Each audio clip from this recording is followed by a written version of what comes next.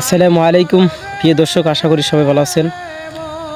আজকে যে বিষয়টা নিয়ে কথা বলবো, আপনারা স্ক্রিনে ছবি দেখতেই পারতেছেন যে একজন ভাইকে মাথার মধ্যে এটা স্মৃতি বাসা বলা হয়, এটা মানে কি পরিমাণ ঢোকা ঢুকছে আপনারা তো দেখতেই পাচ্ছেন স্ক্রিনে।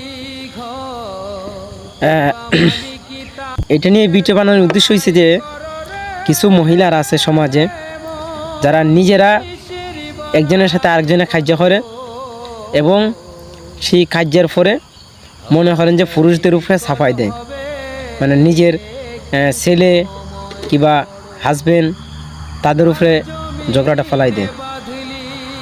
দেখেন, তারা মনে করেন যে এমনভাবে শুরু করে ঝগড়াটা, শেষ পর্যন্ত তারা বাদ দিয়ে নিজের ছেলেকে দেয় এবং নিজের জামাইকে দেয়। যখন তারাই এই কাজের মধ্যে জড়িত হয় তখন কিন্তু পুরুষে মারামারি হয় খুবই ভয়ঙ্করভাবে। দেখেন, এখন বর্তমান সমাজে সামান্য একটু কিছু হইলেই হাতুড়ি নিয়ে মারামারি, একজনের উপরে আরেকজন আঘাত করা। যারা এগুলা কাজ করে এগুলো আসলে ভালো কাজ করে না, এগুলো খুবই নিন্দনীয় কাজ।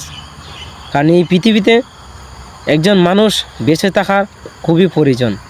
যতদিন পর্যন্ত একজন মানুষ লা ইলাহা ইল্লাল্লাহ বলবে ততক্ষণ পর্যন্ত এই দুনিয়া কিয়ামত হবে না। আর আমরা অজাতেই একজন মানুষকে, সামান্য একটু কিছু হইলে একজন মানুষকে আমরা হত্যা করে ফেলাই, আসলে এটা ঠিক না।